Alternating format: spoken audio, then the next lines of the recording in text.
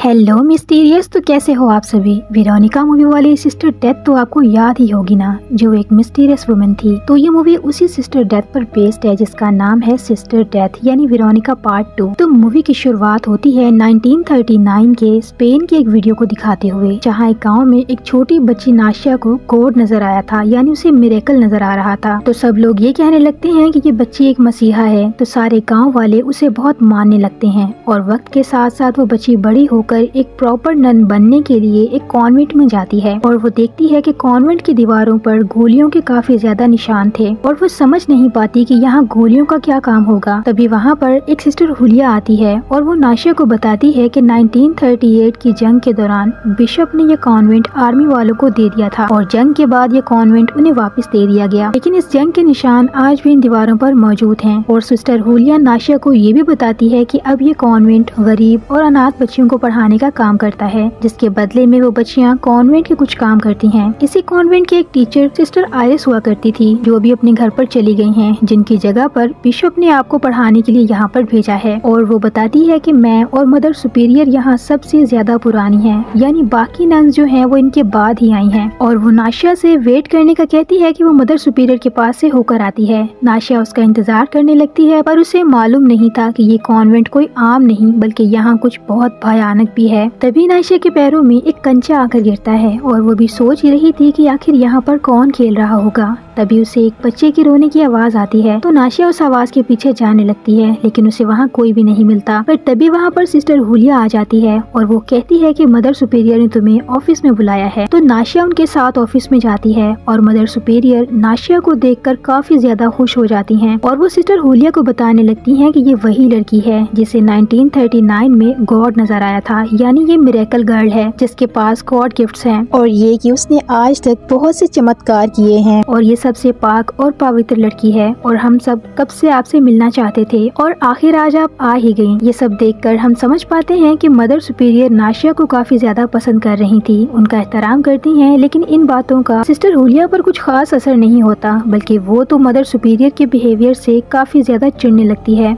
Mother superior कहती हैं कि हमें खुशी है कि आप हमारे कॉन्वेंट से प्रॉपर नन बनोगी, लेकिन ये बातें सुनकर नाशिया थोड़ा हैरान थी, क्योंकि इसने अभी नन बनने के बारे में तो सोचा नहीं था, बल्कि वो तो बस यहाँ पर पढ़ाने के माइंड से आई थी। हर सिस्टर हुलिया नाशिया को उसका कमरा दिखाती है और असल कहानी अब शुरू होती है। नाशिया अपना बैग अलमारी पर रखने लगती है, पर वहाँ उसे एक बॉक्स मिलता है जिसके अंदर एक कैंची और एक सिस्टर सुकोरो की फोटो मिलती है और वो इनकी आखिरी फोटो थी, यानी डेथ के टाइम की, क्योंकि इसके बाद वो मर गयी थी।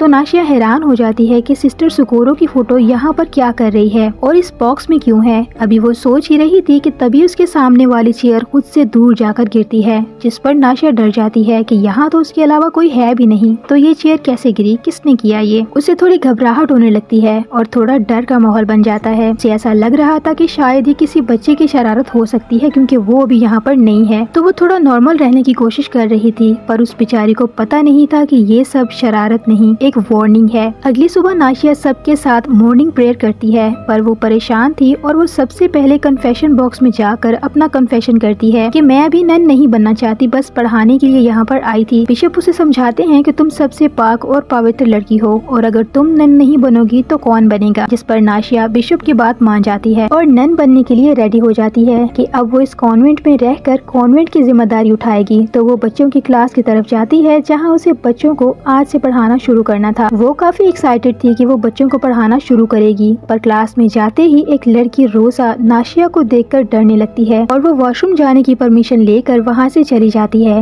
नाशिया समझ नहीं पाती कि ये बच्ची ऐसा बिहेव क्यों कर रही है, मुझसे क्यों डर रही है, पर धीरे धीरे सब राज नाशिया पर खुलने वाले थे। क्लास के बाद नाशिया मदर सुपीरियर से मिलती है, तो मदर सुपीरियर उसे बाकी नन्स की तस्वीरें दिखाने लगती है कि जब वो सब लोग पहली बार नन बनी थी तो उनकी पिक्चर्स यहाँ पर एल्बम में लगाई दी गई हैं। इसमें सिस्टर हुलिया और मदर सुपीरियर की फोटो भी थी, लेकिन इसमें एक नन की फोटो मिस थी जिसका नाम है सिस्टर सुकोरो, जिनकी फोटो नाशिया को उसके बॉक्स से मिली थी। तो वो ये सोचने लगती है कि अगर सिस्टर सुकोरो इसी कॉन्वेंट की एक नन थी तो उनकी फोटो यहाँ पर एल्बम में क्यों नहीं है, जिनकी फोटो नाशिया को उस बॉक्स से मिली थी। और नाशिया दोबारा इस फोटो को देखती है कि ये फोटो उस एल्बम में क्यों नहीं है, यहाँ क्यों मिली है। इसका एक बहुत बड़ा राज था जो आगे जाकर नाशिया पर खुलेगा। इससे पहले कि वो कुछ और सोचती या किसी से पूछ पाती, उसको फिर से किसी छोटी बच्ची के रोने की आवाजें आती हैं और वो बच्ची चिल्ला रही थी कि माँ मुझे बचाइए, आप कहाँ हैं। नाशिया को समझ नहीं आता कि ये आवाज किसकी है और कहाँ से आ रही है और वो दरवाजा खोलकर बाहर देखने के लिए जाती है तो उसके सामने दीवार पर ड्राइंग बनी हुई थी जो किसी बच्चे ने बनाई थी, जिसमें एक इंसान फांसी पर लटका हुआ नजर आ रहा था। उसे समझ नहीं आता कि ये किसी ने क्यों बनाई होगी। तभी फिर से उसके पैर के पास एक कंचा आकर गिरता है, जिस पर नाशिया ये समझती है कि ये कंचा शायद उसे कुछ दिखाना चाहता है। तो वो कंचा सच में खुद से रोल ऑन होने लगता है और नाशिया उस कंचे को फॉलो करते हुए बेसमेंट की तरफ जाने लगती है और वहाँ उसे एक कटा हुआ हाथ मिलता है, जिससे नाशिया डर जाती है कि ये हाथ आखिर है किसका और यहाँ क्यों है। खैर नाशिया वो हाथ उठाकर ले जाती है मदर सुपीरियर के पास और उनको दिखाती है। मदर सुपीरियर नाशिया को बताती है कि ये कटा हुआ हाथ सेंट मार्ता का था, जो जंग के दौरान यहाँ से गायब हो गया था, लेकिन तुम सच में एक मिरेकल हो जिसकी वजह से हमें ये हाथ वापस मिल गया और बिशप को आने दो, फिर बात करेंगे कि इस हाथ के साथ क्या करना है। यानी वो बात को टालने की कोशिश कर रही थी, जिसे नाशिया नोट कर लेती है कि यहाँ पर कुछ ऐसा है जिसे छुपाया जा रहा है, लेकिन वो कुछ भी नहीं कह पाती। थोड़ी देर के बाद वो देखती है कि मदर सुपीरियर बाहर लड्डू भिजवा रही थी, तो नाशिया उनकी हेल्प करने के लिए वहाँ पर आती है, जिस पर मदर उसे एक लड्डू खाने को देती है। नाशिया वो लड्डू खा लेती है तो मदर उसे एक और लड्डू खाने के लिए देती हैं, पर नाशिया मना करती है कि अभी उसका मन नहीं है, लेकिन मदर उस पर गुस्सा करने लगती हैं और फोर्सफुली उसे वो लड्डू खाने के लिए कहती हैं, जिस पर नाशिया थोड़ा घबरा जाती है, पर वो लड्डू खा लेती है और उसे महसूस होता है कि ये लड्डू नहीं बल्कि कुछ और है और उसे उल्टी जैसा कुछ फील होता है, जिस पर मदर सुपीरियर एक डिमोनिक हंसी हंसने लगती है। तो नाशिया लड्डू को मुँह से बाहर निकाल कर देखती है और दरअसल वो लड्डू नहीं बल्कि 2 आँखें थी और ये आँखें मदर सुपीरियर की थी,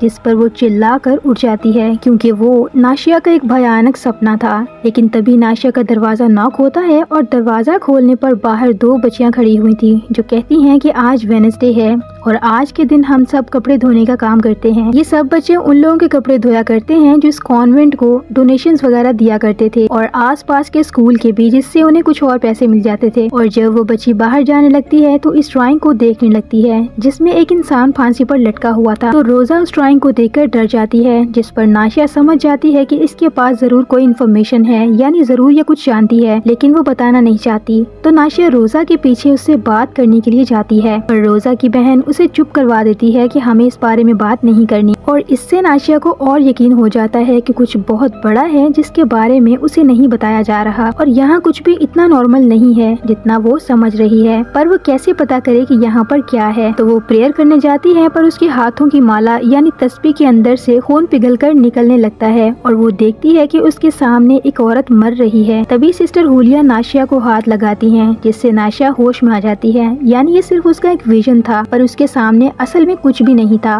नाशिया को समझ नहीं आता कि ये सब उसे क्या हो रहा है, लेकिन वो किसी से कुछ कह नहीं पाती और यहाँ से शुरू होता है मौत का भयानक खेल। रात में रोजा की दोस्त उससे कहती है कि उसे वॉशरूम जाना है, तो वो भी उसके साथ चले क्योंकि उसे डर लग रहा था। तो रोजा और वो लड़की वो दोनों वॉशरूम जाने लगते हैं। रोजा की दोस्त उससे कहती है कि वो नल ऑन कर दे, लेकिन अचानक रोजा के पीछे से नल खुद ब खुद ऑन हो जाता है और बाथटब भरने लगता है। रोजा को लगता है कि ये शायद उसकी दोस्त का मजाक होगा। रोजा की दोस्त वहाँ पर आ जाती है और वो दोनों उस बाथटब में एक बच्ची की परछाई को डूबता हुआ देखकर डर जाती हैं और इन दोनों को समझ नहीं आता कि ये सब कुछ क्या हो रहा है। और वहाँ बाथटब के ऊपर एक कैंची भी पड़ी थी, जिसे देखकर वो उसे उठा लेती है, पर वो परछाई वहाँ से गायब हो चुकी थी। तभी एक लड़की के जोर से चिल्लाने की आवाज आती है, तो सिस्टर नाशिया और मदर सुपीरियर उसके पास आती हैं और वो देखते हैं कि उस लड़की के बाल कटे हुए हैं, लेकिन किसी को समझ नहीं आता कि उस लड़की के बाल कैसे कटे, किसने काटे। तभी सिस्टर हुलिया रोजा को देखती है जिसके हाथ में एक कैंची थी। तो सिस्टर हुलिया को ये लगता है कि रोजा ने ही उस बच्ची के बाल काटे हैं, लेकिन इस कैंची को देखकर नाशिया चौंक जाती है क्योंकि ये तो वही कैंची थी जो नाशिया को उस बॉक्स में मिली थी जिसमें सिस्टर स्कोरो की तस्वीर थी। तो ये रोजा के पास कैसे आई। तो नाशिया सिस्टर हुलिया को समझाने की कोशिश करती है कि ये सब रोजा ने नहीं किया, पर वो नाशिया की बात सुनती ही नहीं और रोजा को पनिश कर देती हैं और उसे बेसमेंट में लॉक करवा देती हैं। और अब नाशिया का रोजा से बात करना बहुत जरूरी हो गया था। तो अगले दिन छुपकर नाशिया रोजा से बात करने के लिए बेसमेंट में चली जाती है, जहाँ पर रोजा को किसी कैदी की तरह बंद करके रखा गया था। तो नाशिया रोजा से कहती है कि मैं जानती हूँ तुमने ये सब कुछ नहीं किया, मैं तुम्हारी मदद करना चाहती हूँ, पर इसके लिए तुम्हें मुझे सब कुछ बताना होगा। जिस पर रोजा उसे इस कॉन्वेंट की सच्चाई बताने लगती है कि आपसे पहले जो सिस्टर आयरिस यहाँ से चली गई थी वो दरअसल कहीं गई नहीं, बल्कि वो अचानक यहाँ से गायब हो गई हैं। नाशिया को भी समझ नहीं आता कि आखिर वो कहाँ जा सकती हैं और रोजा बताती है कि आपके कमरे के सामने दीवार पर एक ड्राइंग बनी हुई है और वो ड्राइंग अधूरी है और वो ड्राइंग एक बच्ची के स्पिरिट ने बनाई है। और जब कोई भी उस ड्राइंग के साथ छेड़छाड़ करता है या उसे कंप्लीट करने की कोशिश करता है तो वो अचानक से गायब हो जाता है। और सिस्टर आयरिस ने भी यही किया था, उसने इस ड्राइंग के पैर बना दिए जिसकी वजह से वो अचानक गायब हो गयी। इनका कोई अता पता नहीं कि वो जिंदा हैं या मर गई हैं। नाशिया इस बात को उस बच्ची की मनगढ़ंत कहानी समझकर वहाँ से चली जाती है। फिर थोड़ी देर के बाद मदर सुपीरियर नाशिया को नन बनाने की ओथ लेने के लिए रेडी होने को कहती हैं। तो नाशिया नन की ड्रेस पहनकर दुल्हन की तरह तैयार हो जाती है और वो खुद को ग्लास में देखती है, पर तभी वो ड्रेस नाशिया को जकड़ने लगती है जिससे उसका दम घुटने लगता है। पर अचानक उसकी आँख खुल जाती है क्योंकि ये भी सिर्फ उसका एक सपना था। तभी सिस्टर नाशिया अपनी क्लास में जाकर सोलर इक्लिप्स के बारे में बच्चों को बताने लगती है और यही कॉन्सेप्ट हमें वेरोनिका मूवी में भी दिखाया गया था कि माना जाता है कि सूरज ग्रहण के दिन इवल पावर्स बहुत स्ट्रॉन्ग हो जाती हैं। और तभी रोजा अचानक डर जाती है और क्लास से डरकर वहाँ से भाग जाती है, जिससे नाशिया चौंक गई थी कि इसे क्या हुआ। पर सब बच्चे उसे पीछे देखने का कहते हैं क्योंकि ब्लैक बोर्ड पर किसी ने रोजा का नाम लिख दिया था। जिसके बाद सिस्टर नाशिया सबको चुप करवाकर रोजा के पीछे जाती है और रोजा वहाँ से इसलिए गई थी कि वो स्पिरिट जिस बच्ची का नाम लिख देती है वो कर्स हो जाती है, यानी या तो वो गायब हो जाएगी या फिर मारी जाएगी, जिसकी वजह से रोजा काफी डर चुकी थी। तो सिस्टर नाशिया रोजा के पास जाती है कि उसे रोजा को बचाने के लिए कोई हल ढूंढना होगा और वो हल सिर्फ इस स्पिरिट से ही पता चल सकता है। तो सिस्टर नाशिया रोजा को साथ ले जाकर उस फांसी वाली ड्राइंग की दूसरी लेग बना देती हैं। इनडायरेक्टली वो रोजा को ये दिखाना चाहती थी कि ऐसा करने से कुछ भी नहीं होगा, यानी यहाँ पर कोई भी स्पिरिट वगैरह नहीं है। और वो दोनों कमरे में इस स्पिरिट के आने का इंतजार करने लगते हैं कि अगर सच में यहाँ पर कोई स्पिरिट हुई तो सामने आ जाएगी, पर कुछ भी नहीं होता। तो नाशिया कहती है कि देखा, कोई स्पिरिट नहीं थी, ये बस तुम्हारा वहम है। पर अचानक रोजा बहुत डर जाती है और कहती है कि उनके पीछे कोई खड़ा हुआ है और वो कोई लड़की नहीं बल्कि कुछ और ही है, कुछ बहुत बड़ा। और जैसे ही नाशिया पीछे मुड़कर देखती है तो वहाँ से रोजा गायब हो चुकी थी। तो नाशिया जल्दी से उसे ढूंढने लगती है पर रोजा उसे नहीं मिलती। तो नाशिया रोजा की बहन के पास जाकर उससे भी पूछती है पर रोजा वहाँ भी नहीं थी। तो वो दोनों मिलकर चर्च में उसे ढूंढने के लिए जाते हैं जहाँ कन्फेशन रूम से उसे किसी की आवाजें आ रही थी। तो नाशिया डरते डरते अंदर देखने के लिए जाती है जहाँ पर बहुत से हाथ नाशिया को जकड़ लेते हैं और उसे मारने लगते हैं। पर किसी तरह सिस्टर नाशिया वहाँ से बाहर आ जाती हैं और वो देखती हैं कि चर्च के अंदर रोजा की फांसी लगी हुई लाश थी।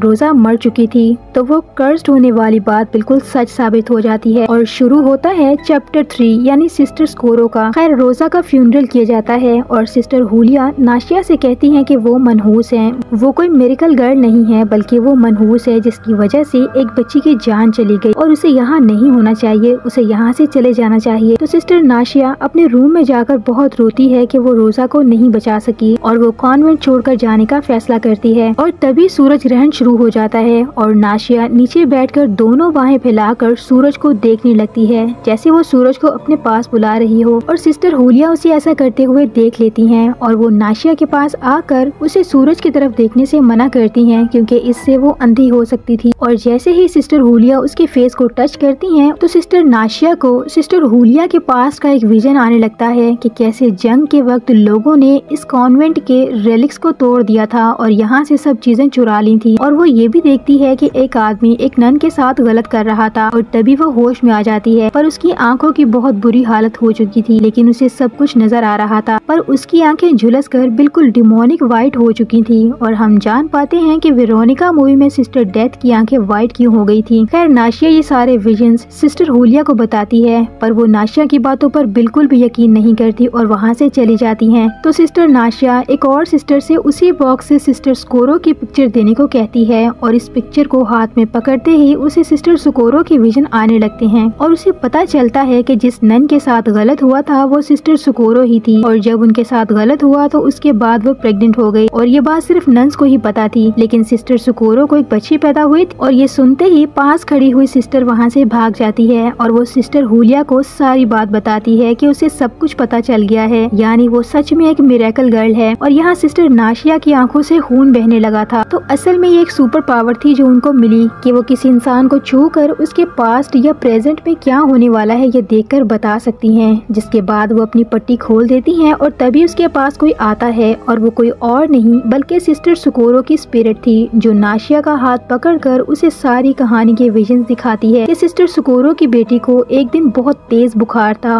और वो उसे डॉक्टर के पास ले जाना चाहती थी, पर मदर सुपीरियर और सिस्टर हुलिया उसे जाने नहीं देती क्योंकि वो अपने कॉन्वेंट को बदनाम नहीं करना चाहती थी कि यहाँ एक बिन ब्याही नन की एक बच्ची है। तो सब सिस्टर मिलकर उसे उसी के रूम में बंद कर देती हैं, पर वो काफी चिल्ला रही थी कि उसकी बेटी को दवा की जरूरत है, प्लीज कोई दरवाजा खोल दो। लेकिन कोई भी सिस्टर दरवाजा नहीं खोलती, उल्टा वो सिस्टर्स खुद से ही उस बच्ची को पानी से भरे हुए टब में डालने लगती हैं कि उसका तेज बुखार कम हो जाए। पर गलती से सिस्टर हुलिया के हाथों उस बच्ची के सर पर बाथ टब से चोट लग जाती है जिससे वो वहीं मर जाती है। और ये वही बाथ टब था जहाँ पर रोजा ने किसी परछाई को डूबते हुए देखा था। खैर जब सिस्टर अपनी बेटी की मौत का सुनती है तो वो अपने ही रूम में खुद को फांसी लगाकर मर जाती है और ये वही रूम था जिसमें नाशिया रहती थी। यानी पहले वो सिस्टर सुकोरो का रूम था और वो चेयर भी बार बार इसीलिए गिर रही थी क्योंकि शायद उसी चेयर पर चढ़कर सिस्टर सुकोरो ने खुद को फांसी लगाई थी। और वो फांसी वाली तस्वीर भी सिस्टर सुकोरो की ही थी जो उसकी बेटी की स्पिरिट नहीं बनाई थी।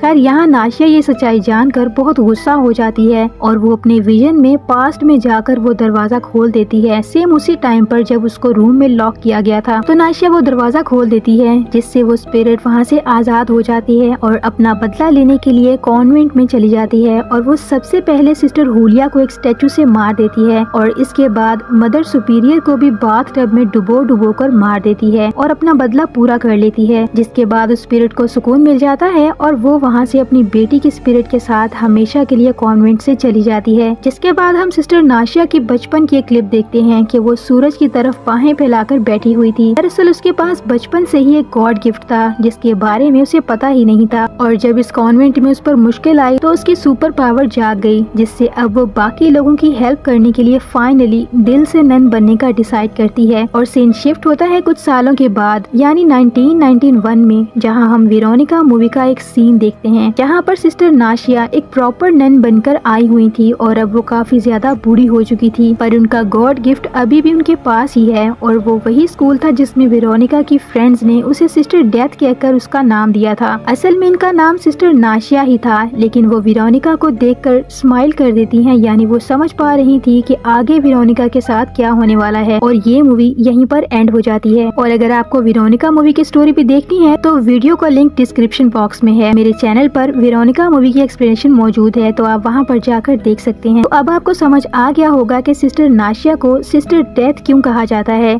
और इनके पास क्या पावर्स थी, और मूवी की स्टोरी भी अच्छे से समझ आ गई होगी। तो वीडियो को एक लाइक लाजमी कर दें और चैनल पर नए हैं तो सब्सक्राइब भी कर दें। मिलती हूँ एक और न्यू हॉरर वीडियो में, तब तक के लिए स्टे मिस्टीरियसली।